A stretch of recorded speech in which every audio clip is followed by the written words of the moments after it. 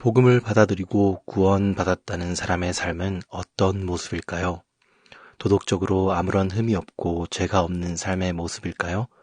그렇지는 않을 것 같습니다. 그렇다면 구원받는 사람의 모습은 어떤 삶의 모습을 살아갑니까? 아마도 부족함이 있지만 조금씩 더 예수님을 닮아가며 이전과는 다른 삶을 살아가는 삶의 모습일 것입니다.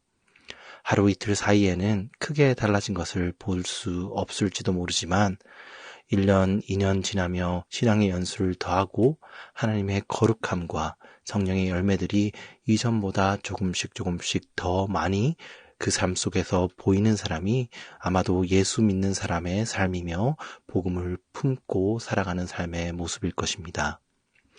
오늘 본문 말씀을 통해 바울도 디도에게 그가 복음을 받아들임으로 그와 디도의 삶에 나타난 변화에 대해 말씀하시고 있습니다.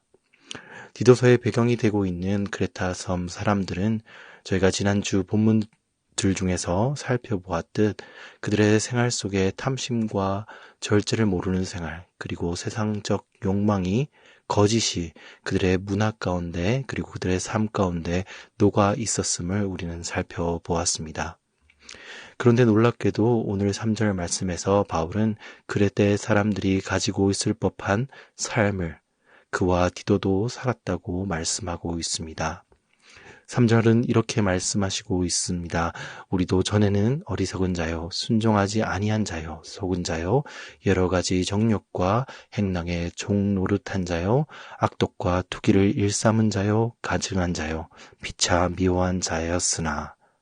바울은 디도에게 쓰고 있는 본문 편지 말씀에서 우리도 그러한 사람이었다라는 것을 말하며 바울과 디도 역시 그들의 본성은 그레데 사람들 같은 사람이었으며 그들의 이전 삶도 그들의 행위도 그레데인들과 다를 것이 없었다고 인정하고 있는 것입니다. 하지만 3절이 진짜 말하고 있는 메시지는 복음을 받아들인 그들이 이제는 이전과 같지 않은 삶을 살고 있다고 말씀하고 있는 것입니다.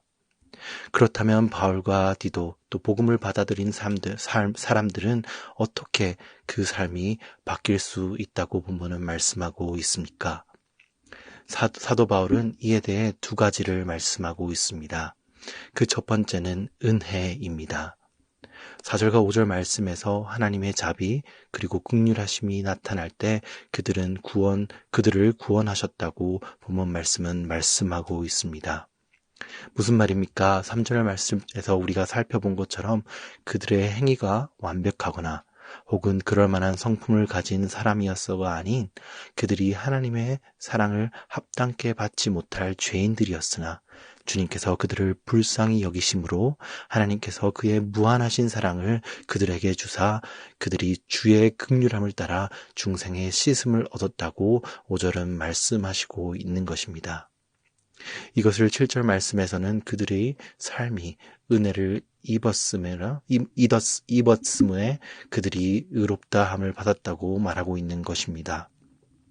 죄 가운데 머무를 수밖에 없었던 이들의 삶의 변화는 은혜로부터 시작된 것임을 사도 바울은 말하고 있는 것입니다. 오늘 본문 말씀 속에 사도 바울의 삶이 바뀔 수 있었던 이유가 은혜였던 것처럼 우리의 신앙도 하나님의 긍휼하심과 자비하심의 은혜로부터 시작해야 하는 것입니다. 우리의 본성도 죄의 유혹밖에 앞에 넘어질 수밖에 없습니다. 그리고 우리는 그것을 이겨낼 힘이 없습니다. 그렇기에 우리는 하나님의 긍휼이, 하나님의 자비가, 하나님의 은혜가 필요합니다. 그리고 그 은혜를 의지할 때 하나님의 거룩을 향해 나아가며 우리는 비로소 우리의 죄를 향한 본성에 반대되는 방향으로 나아갈 수 있는 근거를 얻는 것입니다. 하지만 우리는 종종 이 은혜를 지식적으로만 알고 있는 경우가 있습니다. 그렇기에 무언가 부족하다고 생각해 주일 예배를 더 열심히 드려야 한다고 생각하거나 더 봉사를 해야 한다고 생각하거나 말씀을 더 많이 읽고 작정 기도를 해야지만 우리가 주님께 나아갈 수 있는 근거를 얻는다고 착각하기도 합니다. 하지만 우리가 주님 앞에 다시 나아갈 수 있는 근거와 이유가 되신 것은 주님의 은혜임을 본문을 통해 다시 한번 기억할 수 있기를 주님의 이름으로 소망합니다. 바울과 디도의 삶이 바뀐 두 번째 이유는 무엇입니까? 그것은 성령의 역사하심입니다. 5절 말씀에 성령의 새롭게 하심으로 그들이 구원받았다고 말하고 있습니다. 그리고 예수 그리스도를 통해 성령의 풍성한 부어주심을 통해 우리가 은혜를 받았다고 6절 말씀은 말하고 있습니다. 하나님이 주신 은혜로 우리는 의로움을 받는다고 살펴보았습니다. 그리고 그와 함께 그 자비하심과 긍휼하심의 은혜 가운데 나아갈 수 있는 힘 역시 우리가 할 수 있는 것이 아닌, 우리 힘이 아닌 성령의 전적인 도우심으로 가능한 것임을 우리는 반드시 기억해야 합니다. 그리고 성령의 전적인 도우심으로 하나님의 은혜 가운데 나아갈 때 비로소 우리는 하나님의 나라의 상속자가 되게 하셨다고 오늘 바울은 본문을 통해 말하고 있습니다. 우리가 새로운 삶을 살 수 있는 힘과 근거를 얻은 것은 성령의 역사가 이제는 우리의 근본을 그리고 우리의 신분을 바꾸었으며 그리고 우리 힘으로 얻을 수 없었던 의롭게 살 수 있는 힘을 우리 삶 속에 주셨기 때문입니다. 이러한 이유로 바울은 자신 있게 그들이 그레데 사람들 같은 사람이었지만 이제는 그렇지 않다고 말할 수 있는 것입니다. 이 바울의 고백은 예수 그리스도의 복음으로 구원받은 우리의 고백이기도 해야 합니다.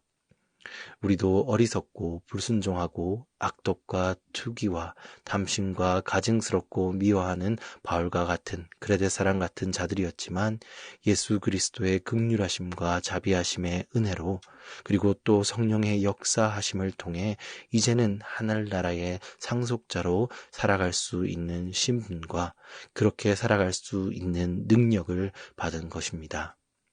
그렇기에 우리는 이전과 다른 삶을 살아갈 수 있는 것입니다. 은혜와 성령의 역사로 우리의 삶은 어제보다 오늘이, 오늘보다 내일이, 내일보다 모레가 조금 더 죄 가운데 있는 우리의 본성과 멀어지고 조금 더 하나님의 나라의 상속자에 걸맞게 살아갈 수 있는 변화를 가질 수 있는 것입니다. 사랑하는 오렌지 한인교회 성도 여러분, 오늘 이 시간 디도서의 말씀을 통해 하나님의 긍휼하심과 자비하심을 바라보기 원합니다. 그리고 성령의 임재하심을 구하기 원합니다. 그래서 우리가 더 이상 죄를 지을 수밖에 없는 우리의 본성대로 사는 자가 아닌 하나님의 상속자로서의 영광과 기쁨을 누리는 그리고 선한 영향력을 발휘할 수 있는 삶을 살아낼 수 있는 하나님의 사람이 되기를 주님의 이름으로 축원합니다.